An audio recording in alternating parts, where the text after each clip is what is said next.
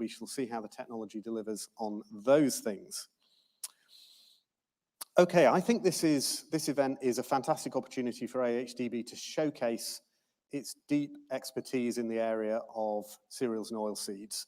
Not just presenting you with very accurate and timely data, but also providing you with what I think they call nowadays actionable insights, things that you can actually use to make decisions at a very tough time for farming. And that is both domestic, of course, and international, because the world of cereals and oilseeds is so internationally driven. I'm also delighted that so many high-quality speakers have accepted our invitation to be with us today. I think that really reflects well on our reputation. We're, as I say, enormously grateful to them for giving us their time and their expertise to enable you to hear a wide range of perspectives on the big issues that are facing the sector. I want to take a moment to thank the cereals and oilseeds experts in AHDB who have been such a help to me. I'm an outsider to agriculture. I come new to this sector, trying to learn as fast as I can, but there are a number of people who've been very instrumental in helping me to start to understand what's going on not only in this sector, but also in the other ones, of course. I'd like to thank Paul Temple for his service as our cereals and oilseeds sector chair. I'd like to welcome Sarah Bell as our new sector chair. I know many of you will know Sarah, and Sarah is a dynamic force who will be working hard to ensure that cereals and oilseeds get the support that they need from their levy. I want to thank David Udall, recently promoted to Director of Economics and Analysis. And I want to thank Martin Grantley-Smith, who's our Sector Director for Cereals and Oilseeds, who again, I know many of you will know and is very highly thought of in this industry. All people who have really helped me in my 5 or 6 week journey so far to try to understand what's going on better in this world. I was going to make a few introductory remarks about the state of the market, but since we started a bit late and since those remarks were in truth written for me by the people who you're about to hear from, I think it was probably better if we just move on and hear from the real experts themselves. But I am enormously grateful to you all for being here today. I am genuinely thrilled that we can be here together in person, and I know that people have missed the networking opportunities that are offered when we had to move this event online. So it's a great thrill to be back here in a room with some experts to hear about the things that are so pressing in a world in which prices are high but margins are under threat through rising input costs and global trends are difficult to read. And that's what we're here to do, is to help you to read those things. So without further ado, I'd like to welcome to the stage our speakers for the Market Outlook session, and they are Helen Plant, who will be talking about wheat and barley, Vicky Campbell talking about maize, James Webster on oilseeds, and David Swales on subsidy and policy changes.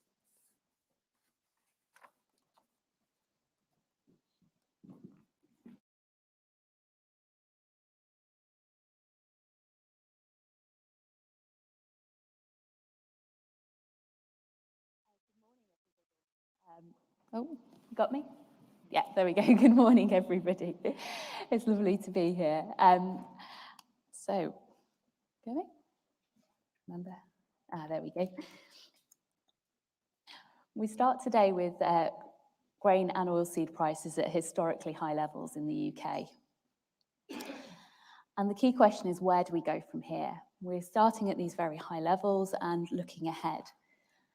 Our outlooks this morning are based on the current situation as things stand at the moment, but we're also, and if the current forecasts come off, but we're also looking at what could change that, what could drive that from here.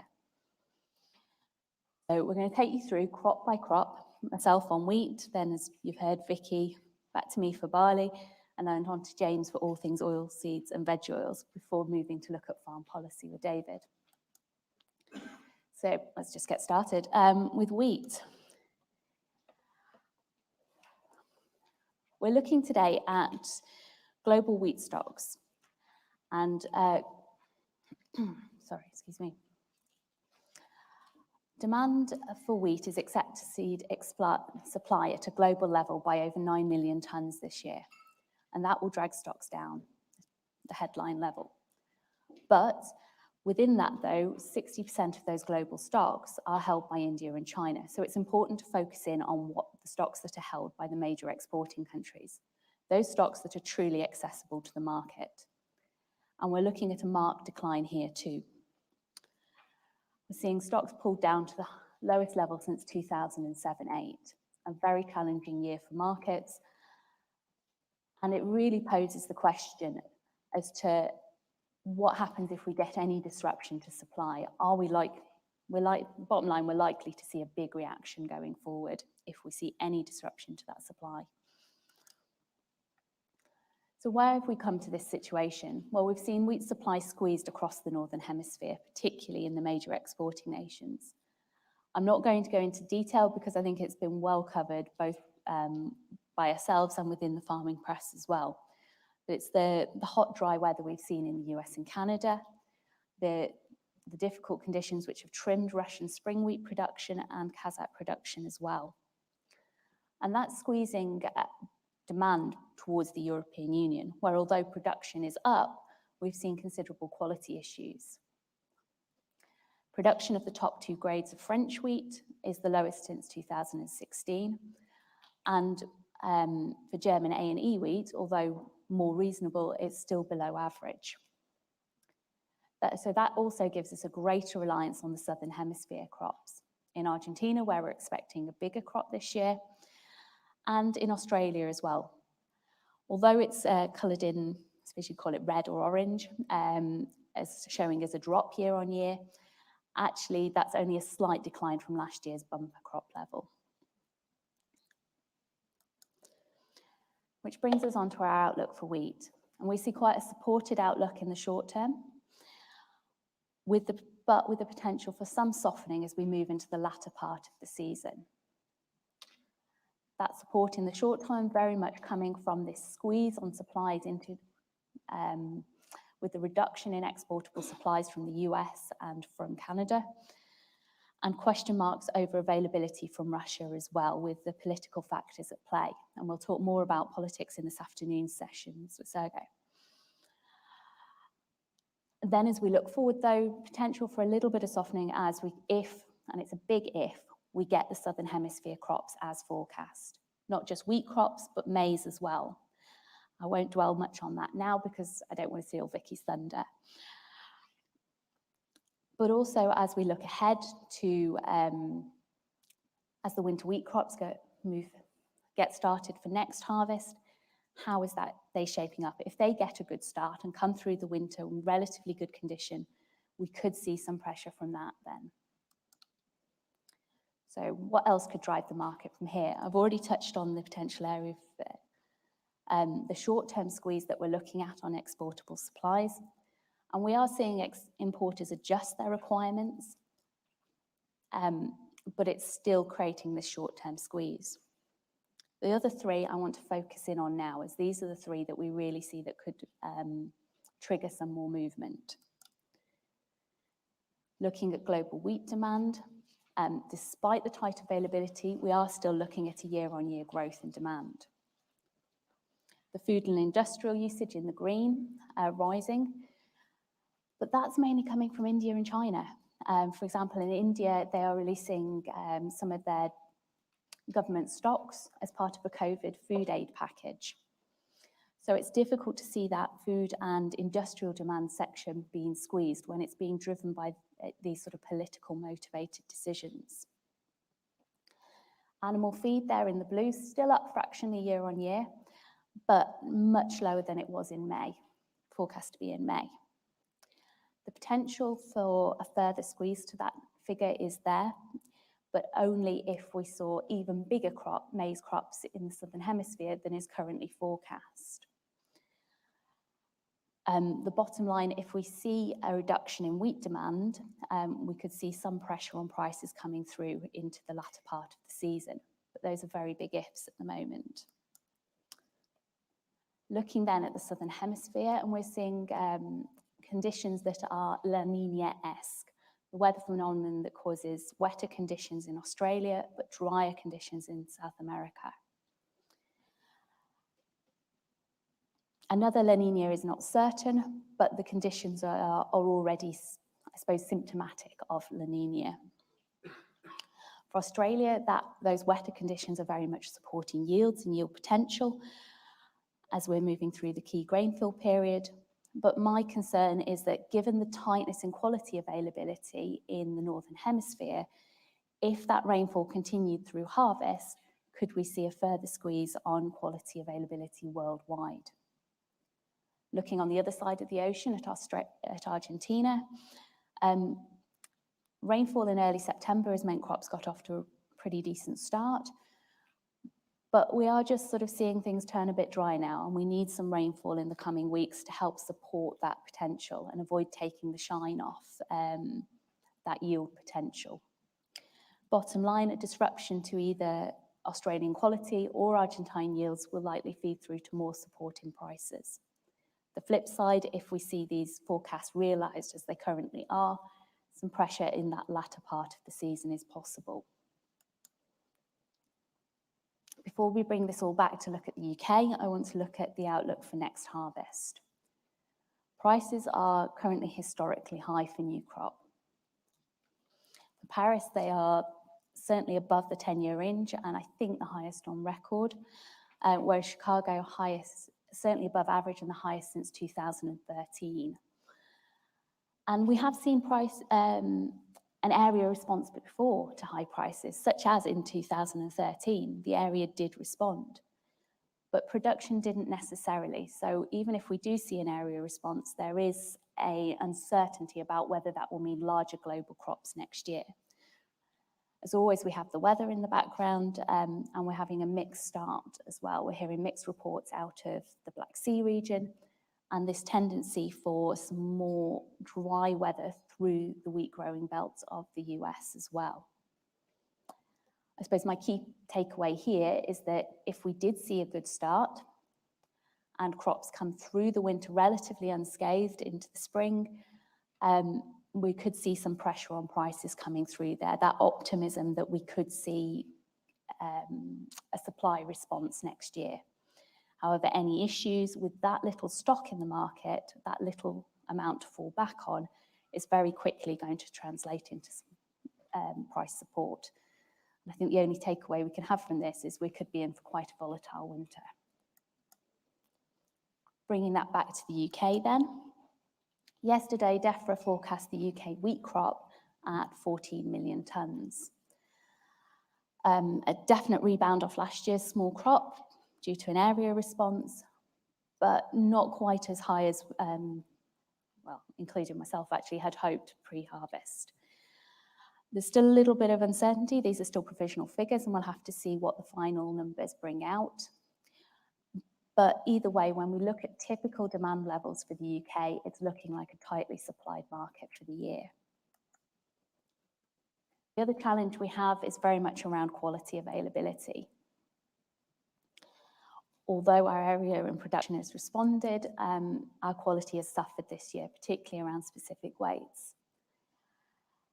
The amount of UK flour millers Group 1 samples meeting a typical high full bread specification this year is estimated at 23%. Now that's down from 32% last year, so quite a reduction. And as a result, we're provisionally looking at not a huge recovery in the amount of full spec availability. And with the tightness in quality supplies in Europe, that's pushing up prices for bread wheat, extending the premium. The averages on screen are those at the end of September, but by last week that had extended up to nearly £34 a tonne. So really seeing that come through. We're also looking at an increase in demand within the UK, not just from last year's low level, but potentially higher again as well. The reason for that has been the introduction of the E10 ethanol blend into petrol. We know there's a decent relationship between the amount of ethanol produced in the UK and the amount of wheat required for that production. We still do have questions about what role imports will play and what role maize will play in there as well, so those will need to be monitored, but nonetheless, it's likely to result in higher demand for wheat. The other aspect we see an increase in demand is around animal feed. But to what extent? The milk feed price ratio has been under pressure lately, and we've also seen pig margins in the red for 3 consecutive quarters now.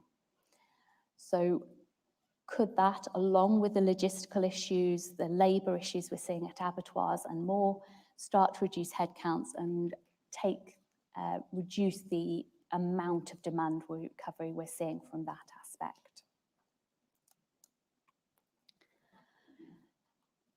Looking ahead from a UK perspective, prices for next harvest are the highest they've been at planting, full stop. And however, we don't always see an area response within the UK. The weather always is a risk in the background, but for us, even discounting last year, which was an abnormally low area, the agronomic challenges that we've faced in recent years around blackgrass, needing around rotations and more, has held our UK wheat area at around the 1.8 million hectare mark. The other consideration and concern from us this year is around what's going on with fertiliser supplies and prices, challenging production margins and more. So it gives us an uncertain outlook for production for next harvest. Pulling that all together, we have a tight wheat global market, but potential for some softening as we look into the latter part of the year, but that's highly dependent on getting the Southern Hemisphere crops exactly as forecast, and not just wheat, but maize as well. Plus a good start for next year's wheat crops as well. The UK, meanwhile, is in a tight supply situation, so we're going to need to see UK wheat prices stay high relative to global levels as a result of that.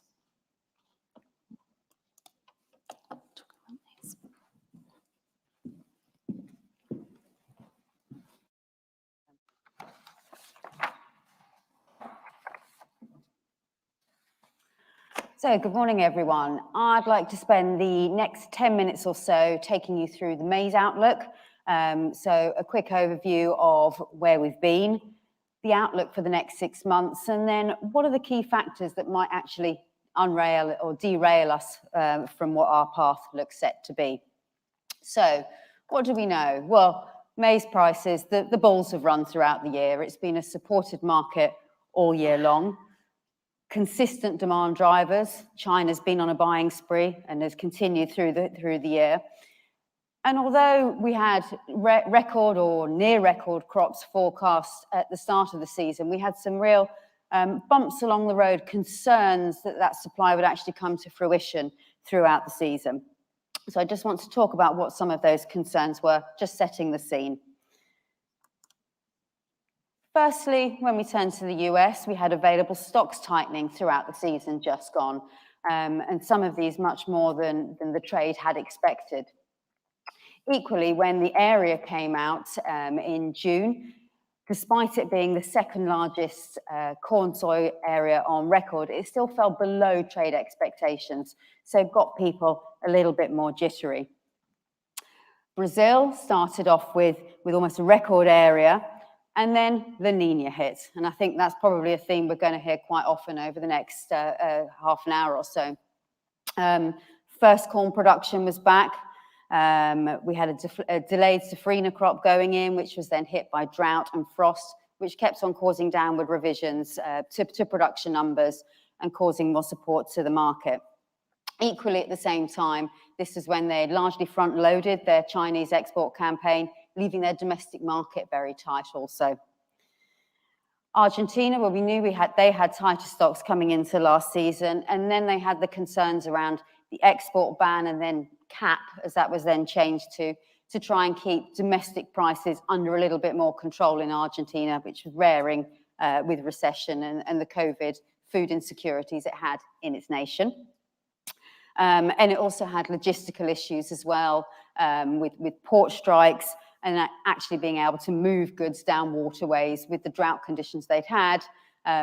Waters became too shallow for the large barges to come down. And then finally, Ukraine, their stocks were tight last year, Their exportable surplus last year was backed by over a quarter, backed by 26%. So we had a real tight picture last year, and any increasing on that tightness just supported the market more and more.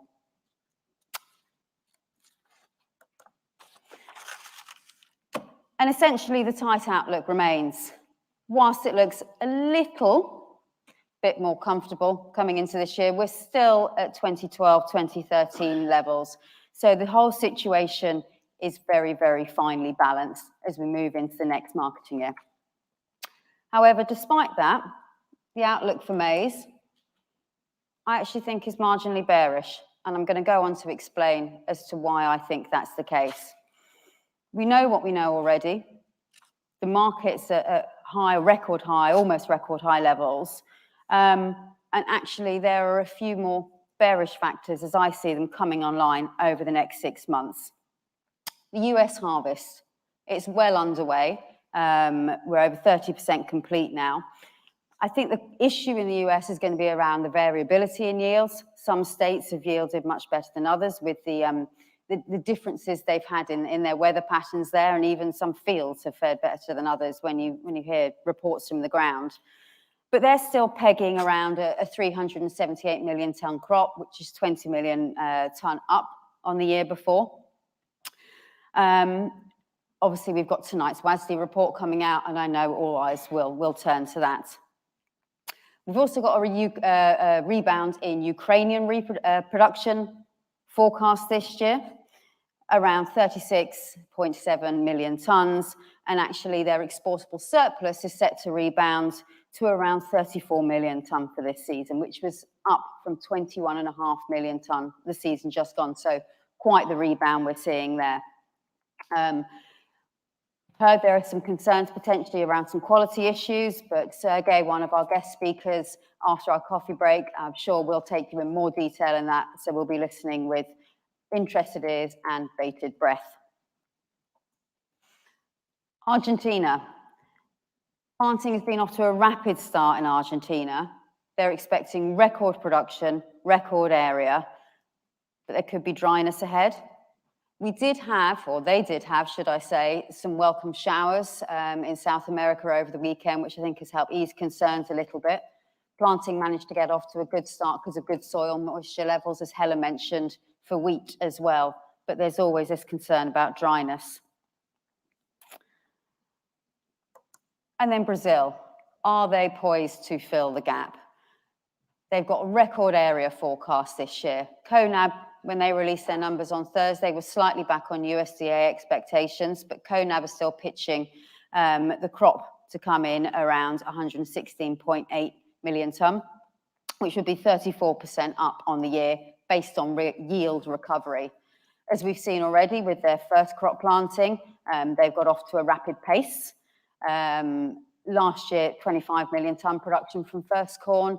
This year, you had we had CONAB going in at 28 million tonne, and then had other agencies in Brazil actually being a little bit more optimistic and pitching around 32 million tonne. We've got Brazilian growers far more incentivized to plant corn.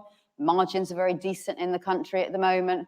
And so we're seeing the area respond because of that as well. Equally, the first crop harvest is pegged for January 2022, so nice and timely, nice and early, plenty of time to move and get the second crop in. Looking at the demand side of the equation, why I think we might be slightly bearish in the outlook, we have to ask questions about China. Now, China has been the massive driving force, news to no one over the past 12, 18, 24 months. Are they still behind the wheel to such an extent? Now, yes, demand is absolutely still forecast to be strong for this coming season, but maybe not quite at the levels that we saw previous year. A few reasons for that. Firstly, the sow herd has been pegged back, or the forecast for the sow herd being pegged back by a couple of million head to around 41 million tonne. We know that producer margins are struggling for Chinese pig producers at the moment, so there's bound to be some repercussions because of that. Also, imports have actually started to see their price advantage eroded slightly. with the cost of importing at the moment, the cost of freight rates, these globally have been growing excessively over the past 12, 18 months, and this is just hitting some of the import price advantage. Also, you've got the Chinese corn area up just over 6% this year as well. So there's been some rebound in domestic production, which might just take some of the edge off their need to import corn to fill their needs. And I think there's a couple of other things to keep in the back of your mind as well.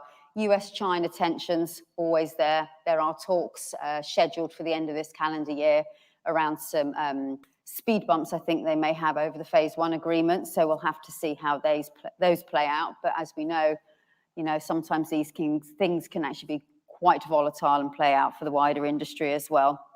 And there are economic wobbles in China at the moment with the feared or potential collapse of Evergrande and the problems they're having around power and coal and how this is playing out in the wider economy as well. So they're just areas to consider when we think about the buying force that is China.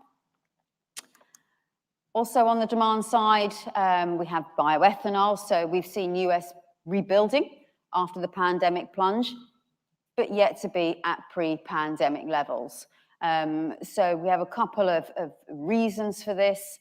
They're looking to retroactively lower the mandate for 2020 and 2021, and actually not to be satisfied for those mandates not to be satisfied until January 2022. So it gives a bit more breathing space to actually be able to satisfy those. So that's where we could not see the uptick quite so much. And also looking longer term ahead for biofuels in the US as well. By 2030, they're looking for half of all US vehicles sold to actually be electric. So, it could be finite, the biofuel need for cars as more electric vehicles start to be rolled out into the general population. So, like I said, supply and demand, we're in tight balance, as I said back on the stocks to use slide.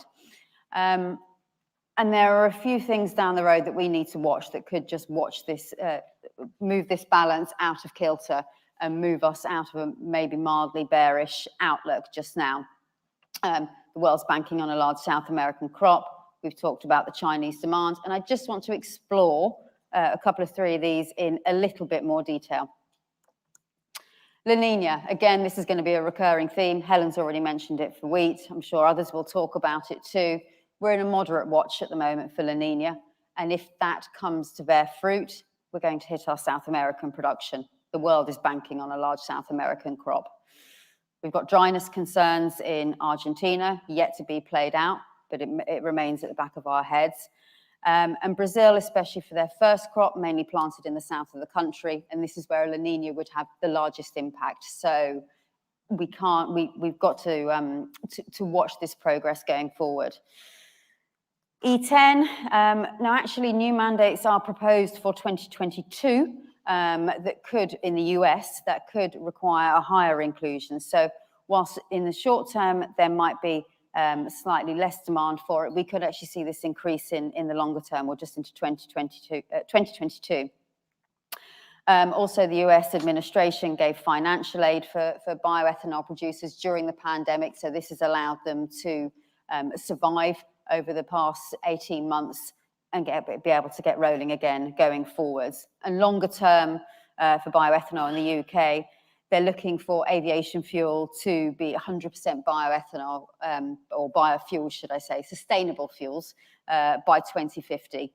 And they've pledged $4.3 billion for this. So longer term, they have this real green vision going forwards into biofuels. And China, there could still be some slight bullish tones coming out of there. Demand is still strong.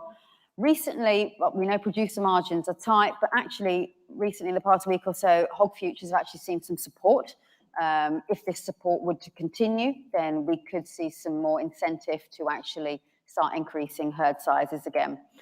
And then finally, apparently in China, feed mills prefer maize over wheat. They don't have to add enzymes. And apparently it's something to do with the flavor profile as well for pigs, but I can't personally attest to that. So I'll have to leave that with you. So what does this all mean to the UK? Well, maize looks to continue to provide the floor of support for UK grain prices. We had record maize imports last season. As Helen's already mentioned, we're going to have a tight wheat situation going forward. So there's still going to be that need there to import maize. We've seen the discount growing recently as we've seen some slight softenings in the maize markets versus wheats. Potentially, given the costs and the challenges we have around logistics at the moment, we could see that discount further grow slightly. But at the end of the day, we're still going to have that need to import with the tight wheat situation. So maize prices are still going to provide the floor for our UK wheat prices. So to bring it all together, key messages: supply picture is tight, the outlook remains tight. We are banking on a large South American crop to actually see if this mildly bearish outlook with the things we know now comes to bear. But we always have the watch point of La Nina bearing over us. China, it is still there. It is still importing. It's not going to go away. But there are a few bearish factors starting to dot around the horizon. So these questions of, have we seen the peak of Chinese demand yet? Question, but we are seeing a few bearish elements out there. And when we look at UK support, the logistical issues we have in place just now may mean that the maize discount needs to widen to actually make it more attractive for feed inclusions. But at the end of the day, we're still going to need to import wheat, import maize because of the tight market and tight internal market we have in wheat just now. So without further ado, that's a good time to pass back to the barley.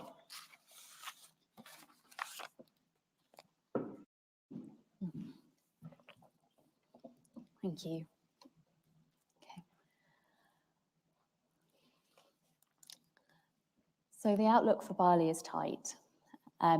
Like with wheat, we've seen challenges to production across the Northern Hemisphere, particularly though in Canada, one of the major exporters.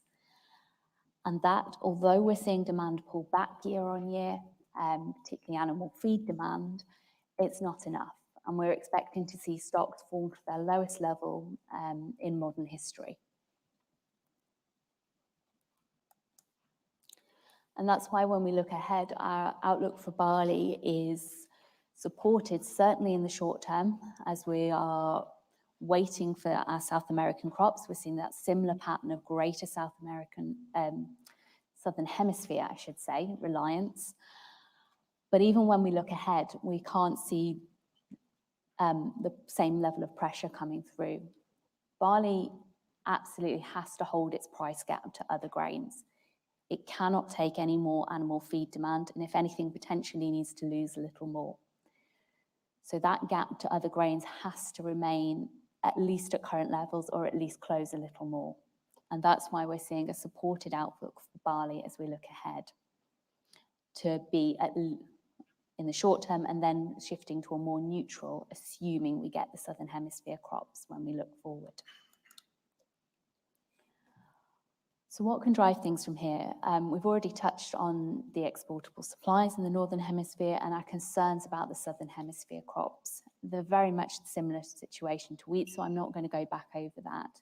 But the risk of a quality threat in Australia, though crops are looking very good at the moment, and the same in Argentina, the risk of a trim to yields, though again, crops off to a good start, arguably better start for barley than wheat.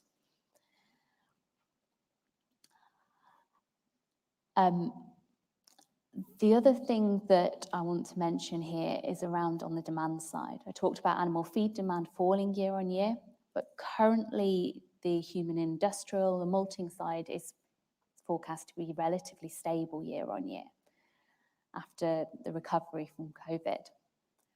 But we are starting to see signs of economic headwinds now, resulting from how economies around the world dealt with the pandemic. We've got inflation domestically, but not just here. We're seeing higher inflation levels in the US as well. And if that forces cost increases and then price increases to come through to the end consumer, we could start to see a squeeze on beer demand and potentially then malting demand as we come back through. And that's, I hope we don't see it, but we have seen it before in times of economic hardship that it can come through. The other factor I wanted to pick up, because it's particularly pertinent to Europe and so to the UK, is around China. Currently, Chinese barley imports are expected to remain at high levels into the coming season. But we have in the background the ongoing Chinese-Australia trade dispute. And certainly last season, that pushed a lot of demand to Canada, despite Australia having its biggest crop in multiple years. This year, with Canadian supplies being as squeezed as they are, it raises the question about where else will that demand shift to? And we're currently seeing higher exports from Europe, particularly France, as a result. There is potential for China to soften its stance on the trade situation. We are seeing them buy small amounts of wheat, despite the trade dispute. But it's there in the background as this support for European prices coming through, and by default then support for UK prices too. So when we look to the UK then, yesterday DEFRA estimated the UK barley crop at 7.1 million tonnes, a drop of around 1 million tonnes from last year, which, although we don't have full numbers yet, we'll get those on Thursday, seems likely to result from the area dropping back as wheat plantings rebounded. The upshot is we're likely going to need to see barley demand pull back from the 7.3 million tonnes we used last year. So where's that going to come from? Well, majority we think will come from animal feed demand. Last year, barley accounted for 40% of all grain fed to animals. That's both compound and on farm, compared to a 5-year average of 30%. So a considerable potential there. The other factor that I think we need to consider here is around the oat supply. We don't have numbers yet, but the crop is likely to be around the 1 million tonne mark based on what we know around areas that were planted. And while not a huge crop compared to barley, that's still going to be a factor in what grain is available, particularly at an on-farm level. I also think we could see exports pull back a bit from the high levels we've seen in the past 2 years, the 1.6 and 1.2 million tonnes exported in those years. But the amount is up there for debate. We have this factor that barley in the UK is currently at a discount of around, testing me now, 14 pounds per tonne to wheat, a much, much smaller discount to other grains.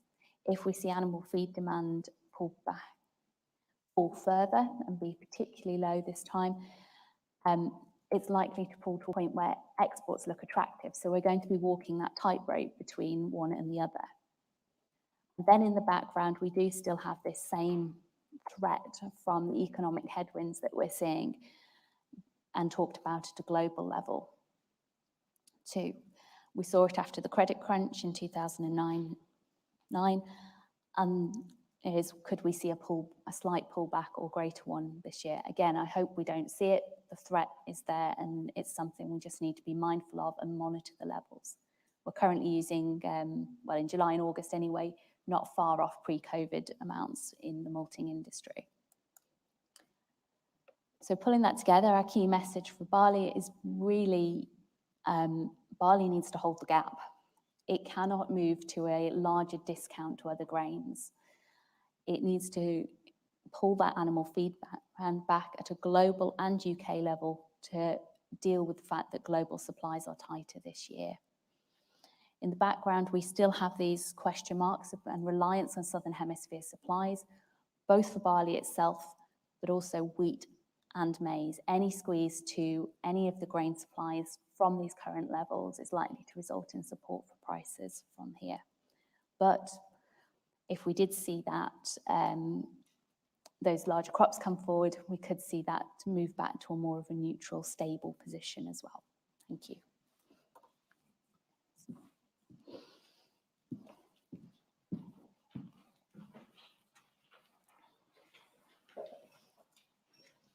Good morning.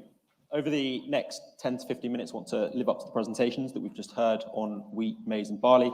as we shift our attention over to oilseeds and vegetable oils. It's prudent to start by thinking about where prices are relative to this time last year and relative to three-year averages. It'll be no surprise to any of you in the room that we're seeing some massively elevated prices for soybeans, for palm oil and crude oil. Soybeans have tapered back somewhat over the past 6 months as we've started to see more positive outlooks for the US harvest, but markets still remain elevated well above last year's levels. The primary driver for that is the incredibly tight stocks to use levels that we're seeing for three key oilseeds, so soybeans, rapeseed, and sunflower seed. Oilseed stocks to use, the measure of how much stock there is relative to the demand, is at the tightest point since 2015-16. It's primarily due to tight Brazilian crop following the La Nina that obviously hampered their production, and also due to the challenges we've seen elsewhere. For vegetable oils, we're seeing an incredibly tight market. Stocks to use, the tightest it's been in a very long while. A large factor of that has been the coronavirus impact on palm oil production in Southeast Asia. They've had some real shortages of labor, and that's capped the availability. Similarly, the demand level as countries start to grow out of the pandemic is seen up considerably. For both human consumption, vegetable oils, and also in the industrial sector, so your biofuels and your technical applications, we're seeing consumption grow by 5.6 million tonnes year on year. We've seen some considerable growth for quite some time now, and a lot of the growth that we're seeing for the next year is being driven by the Asian markets, in particular the food consumption in the Indian market and the Chinese market, but also we're expecting to see some growth in the biofuel demand, both in Southeast Asia and also in South America, as they look to push back to meeting their mandates.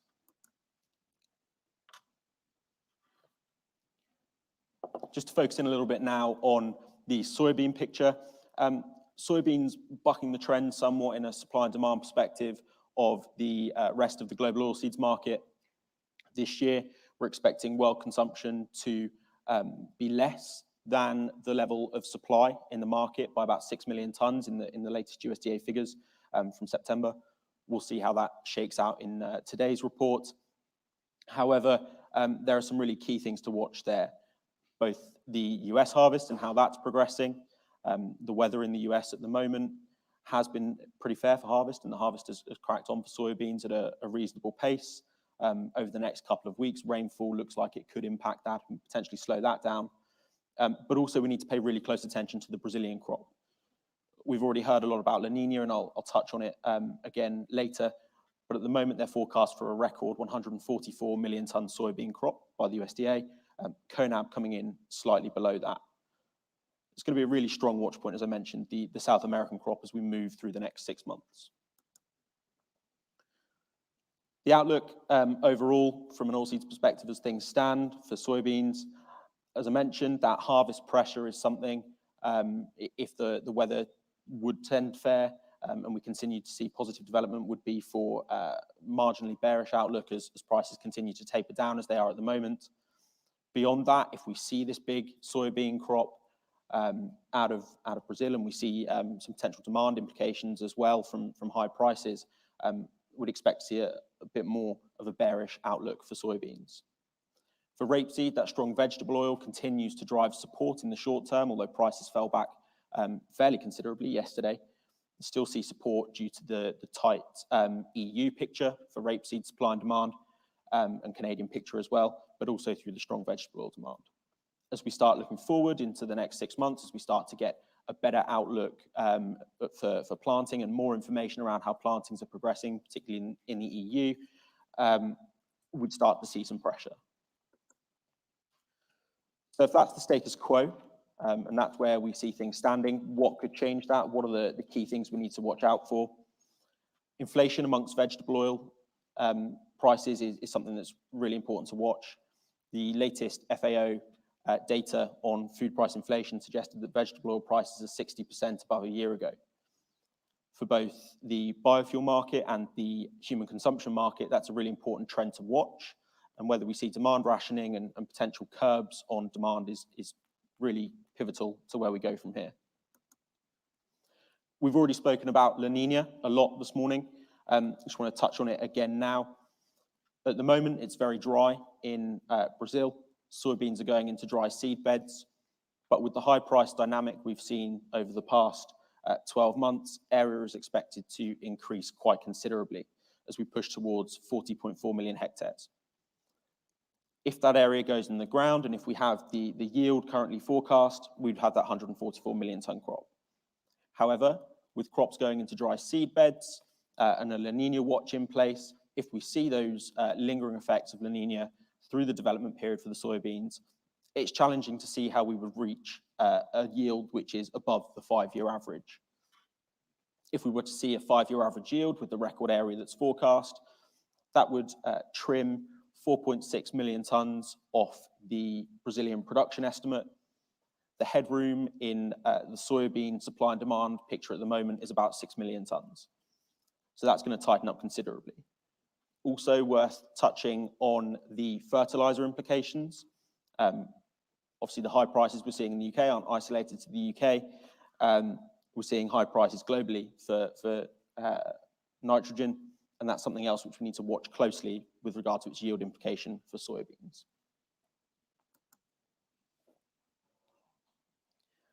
For many GMOs now, we've stood up and said how Chinese data is unreliable and not particularly accurate. But while the data may not necessarily be the most reliable, the sentiment is certainly very important. Vicky's already mentioned that post African swine fever, we've seen a large expansion of the Chinese pig herd. And that's something which has been driving the soybean demand and the demand for feed ingredients quite considerably over the past 6 to 12 months. However, there are signs that that demand may be waning somewhat, as Vicky mentioned. Chinese sow herd targets were reduced not long ago by 2 million head down to 41 million head. And that is obviously going to have significant implication for the demand for soybeans down the line. At the moment, soybean imports for China are forecast at 101 million tons, up 2% on last year's really strong import year. So far, arguably demand doesn't necessarily support that view. We've seen more sluggish than expected exports out of the US to China through September and August, and they're going to have to really pick up the pace if they're going to meet the demand target that's expected. Why are we seeing sluggish imports from China? It's all falling back down to Chinese producer margins. The hog margin in China is currently 1,500 yuan, below the 5-year average, in negative territory. It's 454 yuan versus 1,000 yuan over the 5-year average. They've come down from some pretty significant levels. If we're looking this time last year, the margin was tending up towards 2,000 yuan. So it's a really significant drop year on year. That's not sustainable for the Chinese backyard herd, and it's not sustainable as well for some of the more industrialized units that we're seeing spring up in China, these 7-story pig units, although they are arguably better placed to cope with the challenging production economics. If we do see a change in, or see those margins continue in negative territory, then you would suggest that demand for feed ingredients is going to continue to decline if we lose people from the industry, particularly with regard to that backyard herd. However, longer term, if we do see a restructuring of the Chinese pig industry, see a move away from this backyard typical view that we may have held before and towards a more industrial view, then we could see, as we start to move 2-3 years down the line, stronger demand out of China for feed ingredients if they move towards a more compound fed structure. So to summarize on the global outlook for soybeans, it's a market that is tight, with the exception of soybeans. The global oilseed and veg oil market is tight. However, much of that is beginning to be priced in. South America and price inflation as well remain key watch points. And while Chinese demand may wane, it's critical to the shape of the market, and the structure longer term could be a supporting factor for soybeans. Moving on to rapeseed now. Prices for rapeseed over the last 12 months have been significantly up on historic levels. You can see for the NOV22 contract how far ahead of the 5-year range we have been in recent months. The primary reason for that is the tight EU picture. EU stocks fell to perilously tight levels, and production, although up on the year, was still not significant enough to undo some of that tight market. Add into that the Canadian picture. The Canadian canola crop was down 34% year on year at 12.8 million tonnes. And we've got a market that's exceedingly tight with very little relief from a rapeseed perspective until we start to look to the Australian crop with harvest in November, December. That Australian crop is forecast to be a record 5 million tonnes. But as we've mentioned, it's something we do need to pay close attention to, again, with regard to La Nina. It would suggest the La Nina picture that it's supportive of yields, and certainly information so far suggests that the Australian crop is developing well. However, a month or so ago, that crop was impacted somewhat by frost. So what we see when we come to that harvest coming online is going to be important.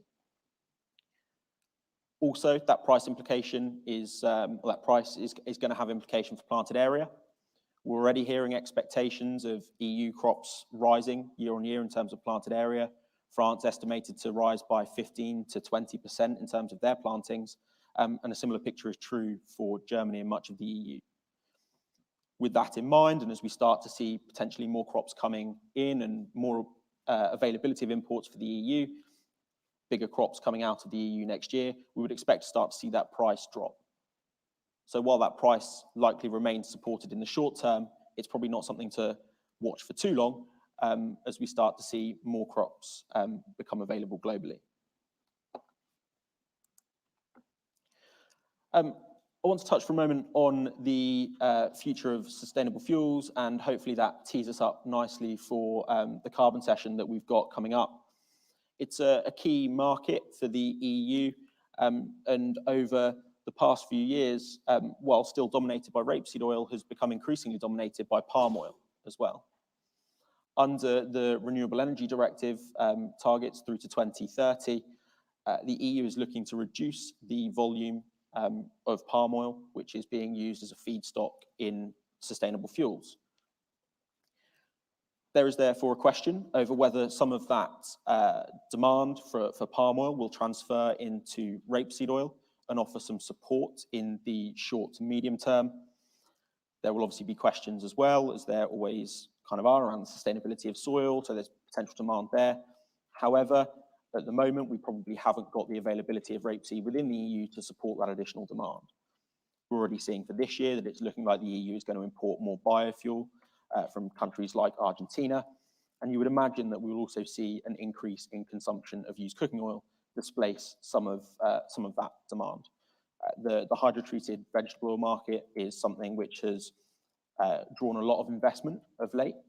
It's a more direct replacement for fossil diesel, and that's something which, as we start to move towards that 2030, could start to cap some of the rapeseed market as technologies improve there.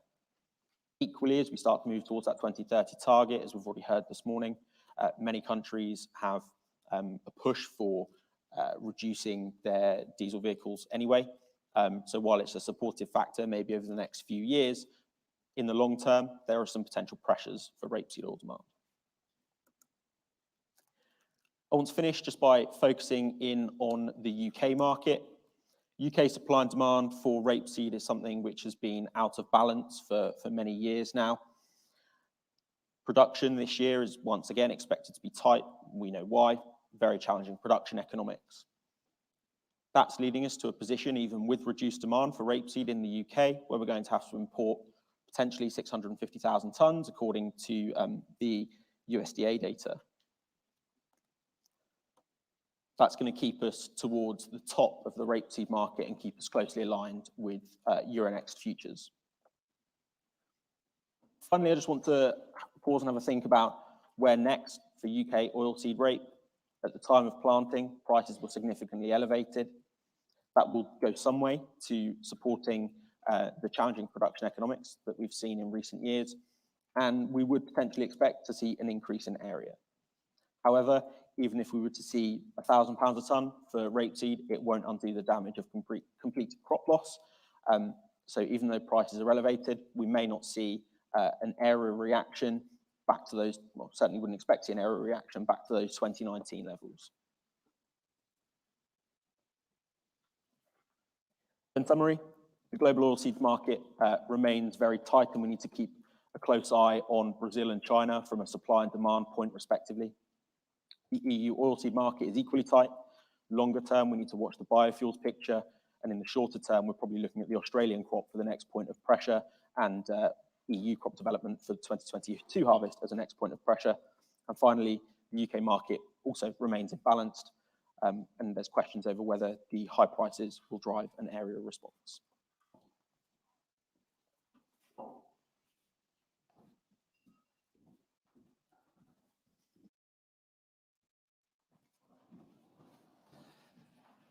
Ladies and gentlemen, I can't help feeling I've got the easy job in this session, because my colleagues are challenged with talking about the whole myriad of factors which globally affect supply and demand for their various commodities, whereas I have to talk about one thing, and that's farm policy domestically. So yeah, we're going to spend about 10 to 15 minutes just going through some of the changes which are occurring domestically. I'm going to focus on England because that's the area where we know the most about how policy is evolving. And also it's where policy is perhaps evolving more quickly than elsewhere in the UK. So yeah, I'm going to talk about those changes and then come on to talk about what some of the impacts might be on supply in the medium to long term, and some of the things which AHDB are doing to help our levy payers manage some of these challenges which lie ahead. So in terms of where we're heading, in England, we know the mantra is now all about public money for public goods. And we're heading towards a system where the majority of funding is going to be through three main agri-environmental type schemes, which are shown here. The Sustainable Farming Incentive is a scheme which has already been tested and trialled and is about to be piloted. That's, I think, a scheme aimed at the majority of farmers, and I think DEFRA are aiming for up to sort of 70% of farmers to get involved with that scheme. And it's about rewarding farmers to do various environmentally sensitive measures on their farm. We'll look at that in a little more detail later on. But there are other aspects of the scheme as well. So there's two other schemes which perhaps are more of a landscape scale, either regionally or nationally, which will involve farmers collaborating with other landowners to deliver environmental benefits. In terms of the timescale for when this is happening, I think the key point here, it's a very gradual process. So DEFRA talk about an agricultural transition period of 7 years. And a key aspect of that is the phasing out of direct payments, which will reduce very gradually. We'll look at that in a second as well. Although, there will be an option potentially, subject to consultation, that farmers could take their 7 years worth of payments as one lump sum. That's something which is being looked at. But then we know as those payments are going to be gradually reduced, these new schemes will be introduced at the same time, and they will gradually ramp up with more farmers getting involved. So yeah, there's three of those. The Sustainable Farming Incentive is shortly to be piloted, and about 2,000 farmers have signed up to pilot that scheme. But there will be pilots for the other schemes from 2022 onwards. So yeah, lots of change happening. Just to focus, just to focus a little bit about how the payments are shifting. This will vary depending on the farm itself and the level of payments they currently receive. So it's possible to work this out if you're clever. It's a bit like working out your income tax.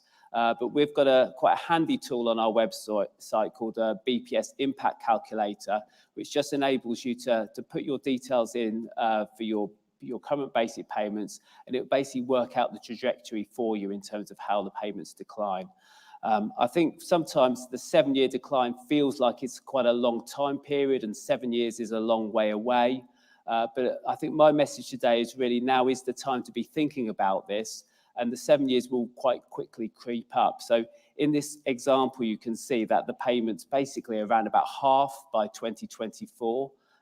So yeah, for most farmers, you're looking at a reduction of at least that level by 2024. So it's really important to start to think about these things now and what steps you will take to manage this reduction in direct payments. Because if I look across the industry as a whole, those basic payments, the direct payments, are really important to underpin farm profitability. So you can see here, this is data from DEFRA's Farm Business Survey, and it shows farm business income, which is kind of a bit like a profit measure for farm enterprises, the average position across these various sectors. So the dark bars there are the payments from the basic payment scheme, and you can see they are quite a significant chunk for most of the sectors there. For the cereals farm, it accounts for about 60% of the profitability in this particular year. Although having heard from my colleagues, prices are quite buoyant at the moment, so it might be a bit less than that in the current year. But I mean, if those payments were to come out, it's obviously going to have quite a big impact, not least on the cereal sector, but yeah, perhaps more so on some of the other sectors where you can see, in grazing livestock, for example, those farms are loss-making from their agricultural business alone. So there's going to be quite a significant challenge here, I think, for the whole farming industry to manage this. A really key question I get asked a lot is, well, will these new schemes, will the sustainable farming incentive offset this loss? And unfortunately, it's quite a complicated question to answer, but I'm going to have a little go over a couple of slides to do just that. It's complicated to answer because the sustainable farming incentive is quite a flexible scheme, and farmers will be able to sort of do a pick and mix type approach to choose just how involved they get. So these are the various standards which are available. So there's 8 standards here which were made available at the pilot stage. And each of these 8 standards has 3 different levels from a sort of introductory level up to a more advanced level. So it's possible, for a farmer to sort of pick and choose which standards they want to get involved with and which measures they want to take. So just to pick on one of these, the arable and horticultural soil standard, at the basic level, a farmer might be required to grow cover crops and improve the organic matter in their soil.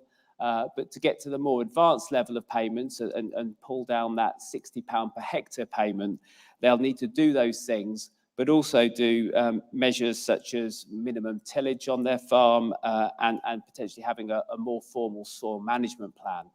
So it's up to individual farmers to choose exactly how much they get involved with this scheme going forward.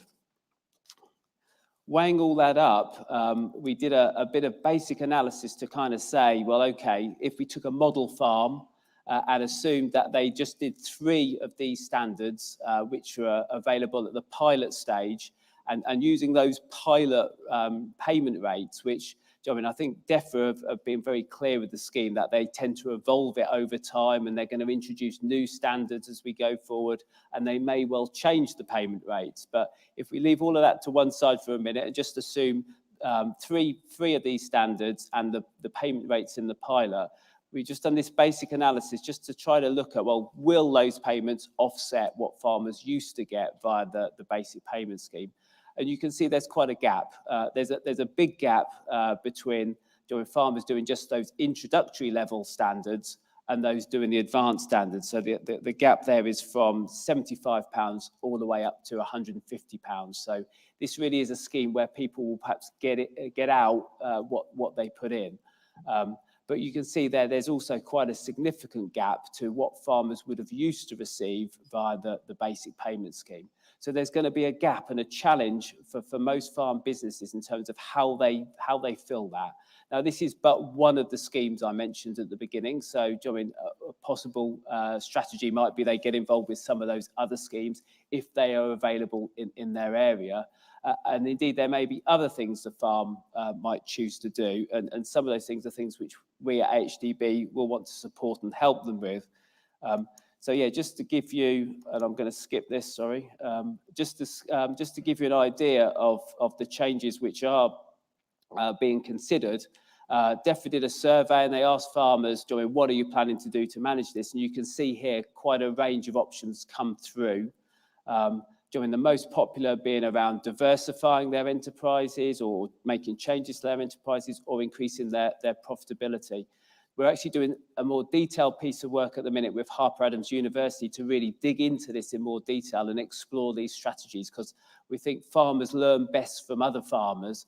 And if we can put some information out around the sorts of strategies and techniques being employed, that would be really useful to farmers in terms of the changes which they need to make on farm.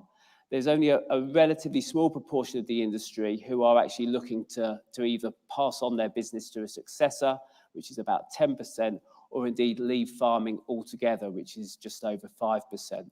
So the majority of the industry are planning to carry on and make changes. And a really useful service which AHDB launched last month, which is really set up to help farmers make those changes, is this thing called the Farm Business Review. So this is available on our website as we speak. If you visit there, you'll be able to access a range of tools, so that the impact calculator I spoke about earlier, that's on there. But there's also some other tools which help you sort of to check on how your business is performing and identify areas where you can perhaps make some changes. So there's online tools there. And there's also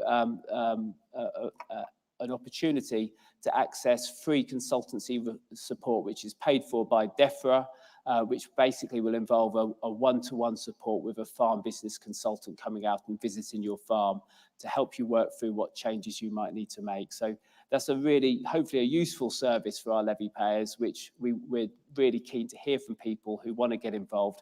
Please do visit our website if you are interested in that. But just to summarise what I was going to say, hopefully I've outlined that there's quite a significant change occurring to agricultural policy in England, with this shift from direct payments to these new schemes presenting quite a challenge, I think, to farming profitability. And at AHDB, we're trying to support farmers to deal with that change, partly through this farm business support service, but also by the sort of information you've heard from us today in terms of market intelligence and information, and hopefully giving you information to make good decisions. So that concludes in terms of what we were going to say for presentations. I'm going to hand over to Tim now, who I think is going to hopefully chair some questions. Hopefully we've had some in.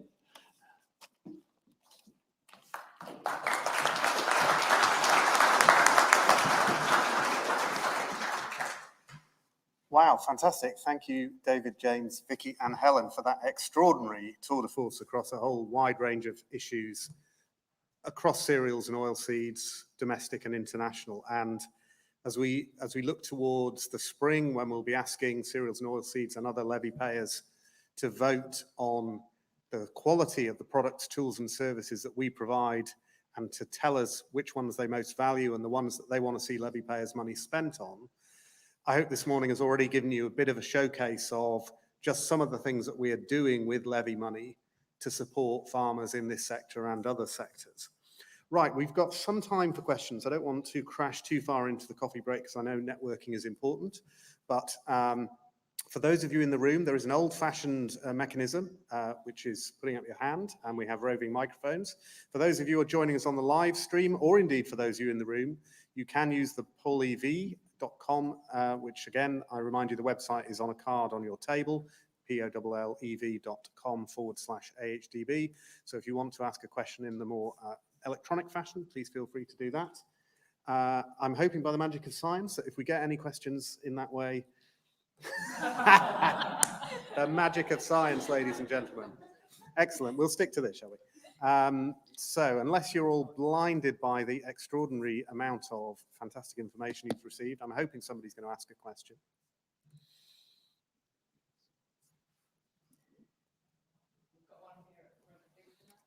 I can see one here. Sir, can we get a microphone? If you'd like to tell us who you are, that would be great. Thank you. Yes, Graham Redmond from the Anderson Centre. Thank you for those presentations, all very useful and interesting. Helen, really primarily, I think this is addressed to you.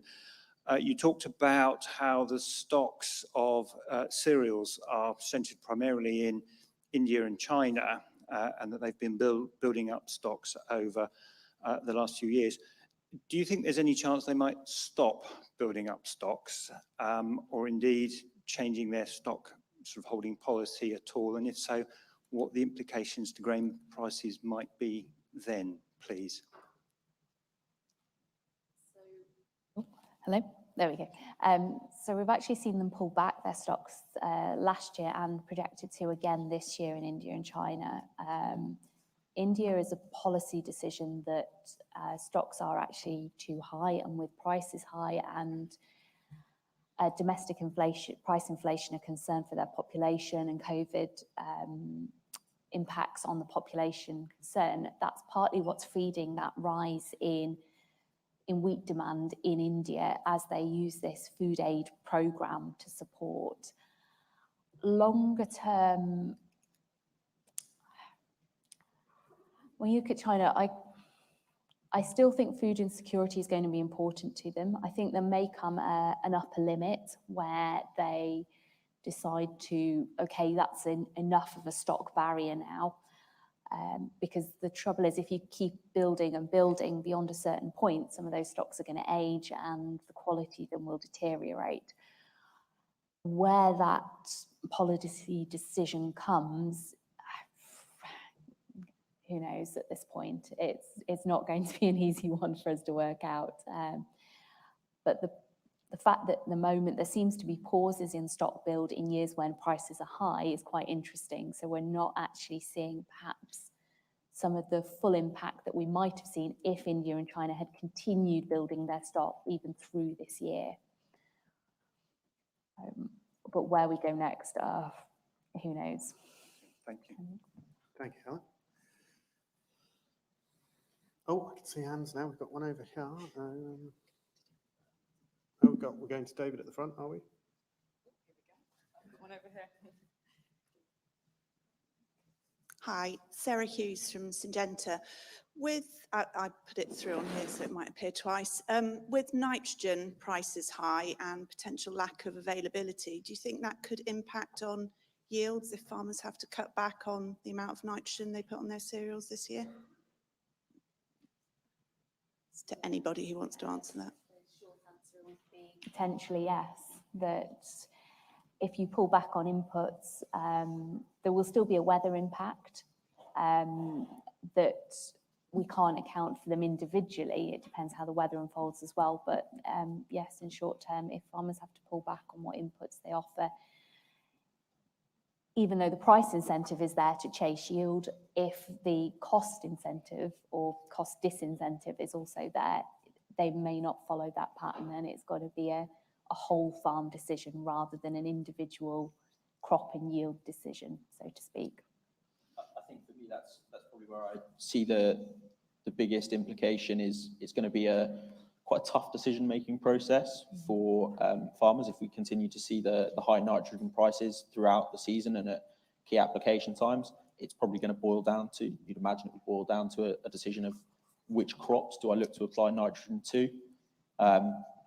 That's likely to be a price-led decision. I guess if you're seeing strong prices for one crop over another, or we continue to see strong milling wheat prices, for example, then you may prioritize those crops over your feed barley, for argument's sake, if the price situation is more reduced. It's something we're looking to do more work on in the coming months, and looking at the opportunity costs that exist within the fertilizer application for this season.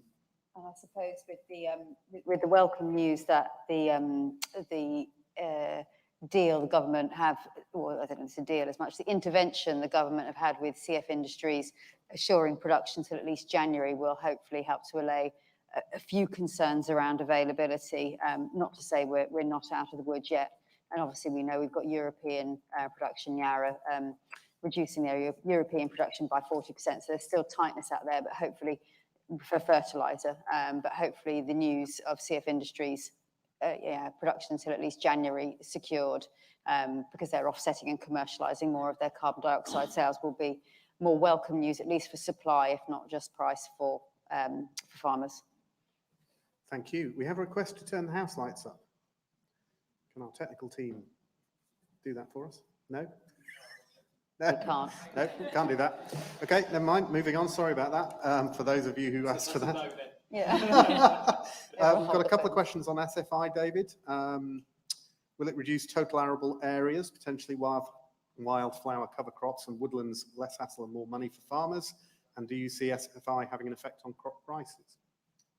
Yeah, well, there's two questions there. I guess in terms of the short-term effect, I mean, it's going to be relatively limited. There's 2,000 farmers who've signed up to the DEFRA pilot for the Sustainable Farming Incentive for sort of the next few months. And I think about 12%, 10 or 12% of those are cereals farms. So, I mean, in the medium to long term, obviously, I think there is potential there. I mean, a lot of those measures are things like longer margins and buffer zones and things like that. So you could see a slight reduction in the area planted.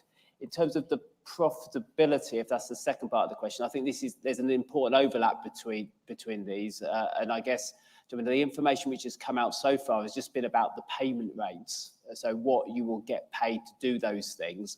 And I guess a really important things which farmers will have to consider are, well, what are their costs? What will they have to do? What are the costs in terms of their time to do those measures, but also in terms of the opportunity cost. So, I mean, if they are going to put in that buffer margin or whatever it might be, I mean, what are they going to lose in terms of their productive output and the return that they would get there? So I think there's probably some work which farmers will have to do to sort of weigh up the costs and balances of getting involved with these schemes. But we heard a lot today about global issues, didn't we, affecting prices? So I suspect sort of those domestic issues probably aren't going to be a big drive for price, but I will defer to the expertise of my colleagues if I'm wrong in that regard. No? Oh, No. yeah. No? It comes down to the area impact and then yield impact that we see. When I think of when the blackgrass issues first became apparent and we had to take measures to combat that and we saw the wheat area reduce, there was then a knock-on impact on price down the road as the UK moved to being closer to that import-export parity swing point. And that then elevated our prices compared to European and potentially global levels. But it very much depends on the scale and what level of impact we see on area coming forward. Okay. Yeah. And I don't think there'll be a huge impact, certainly not in the short term anyway. That's great. Thank you very much. We have a question about the equivalence to import standard for wheat for UK producers. I wonder if Martin Grantley-Smith can be found a microphone because he is leading for us on this. I can see him over there. Can we get a microphone to Martin? It's coming from behind you. It's behind you. It's not quite that season yet. Thank you and good morning. This wasn't a question I was anticipating having to discuss this morning. It is a very important one and there's a huge amount of strong feeling about the issue of whether grain imported has to meet the same standards and incur the same costs as grain produced in the UK, particularly in England, because it's around equivalence with red tractor. We, AHDB, along with the trade associations that are involved in both the import and use of imported grain, have been looking at the costs and the equivalent standards. And we are getting to a point fairly soon, hopefully, where we will be able to conclude something around this. It's much, much more complicated than many people appreciate, and getting equivalent costs, information around equivalent costs is proving to be actually quite challenging because the costs and the standards imposed on imported grain are delivered by the exporters, the importers, and driven by the customers as well. And there is a lot of commerciality in this, so that there isn't a simple answer to this question. I don't want to take any more time up here other than to reassure you and whoever asked the question that we are spending a lot of time on this. We are trying to understand better what goes on, and we are trying to ensure that grain coming into this country is of the same is treated in the same way as the UK, albeit through different systems, because not all the countries that export to us have the sort of assurance schemes that we have in the UK, but they have equivalents in other ways, and just making sure that we are persuaded that imported grain is treated in the same way ultimately is important to us. So we will come up with something very soon. It's not just AHDB, it's many others that are working on this as well. And I think that's probably all I want to say this morning. Thank you, Martin. And I would only add on Red Tractor more generally that yes, we do support an assurance scheme. We think that's very important, but we're absolutely being careful about where we allocate levy payers' money to ensure that we're doing it in a way that we think levy payers would support and benefits levy payers. So if you've got more questions or you want to get more into that issue, I suggest you contact Martin directly. He's done a lot of work on it. But it's not the case that we are just committing levy payers' money to that element of Red Tractor. We're actually being very careful about that just at the moment. Okay, what have we got? We've got, looks like, in the UK, it looks like supply chain and energy challenges will reduce livestock feed demand in the short term at least. Is the UK an outlier, or is this happening in other countries? Who would like to tackle that? Vicky. We'll look at you, Vicky. Yeah. I think there, how do I put this? Obviously, we have what some have attributed a bit of a perfect storm going on in this country at the moment: rising energy prices, logistical issues, labour shortages, and yes, we are seeing this in other countries as well. I think it was Lebanon had to turn out the lights for a couple of days, a few days ago. But I know that what I've heard, especially on the continent, is that the issues are not to the same, or don't feel to be the same degree as we're having in the UK at the moment. Yes, there are labour shortages, there are HGV shortages out on the continent, but they don't seem to be having the same bite that they're having within the United Kingdom just now. Arguably, the European Union, they have a wide pool of people to be able to call on, that perhaps we don't necessarily have the access to quite so much in this country. So I can see, well, yes, the top and tail of it is, yes, there are issues further into the continent, but they don't seem to be to the same degree, our reports would say, that we're hearing in the UK just now. That's great, thank you very much. UK cereal exports are difficult, despite our wheat being at a significant discount to European wheat, primarily due to a lack of coaster freight. Is there a possibility that exports will not meet expectations this season because of that?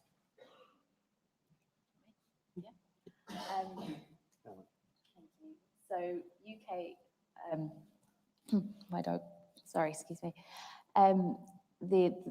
The freight and logistical issues are a serious issue, and it's not just about the sort of the futures price discount. It comes back to a whole like FOB export price impact, and we are seeing that, and it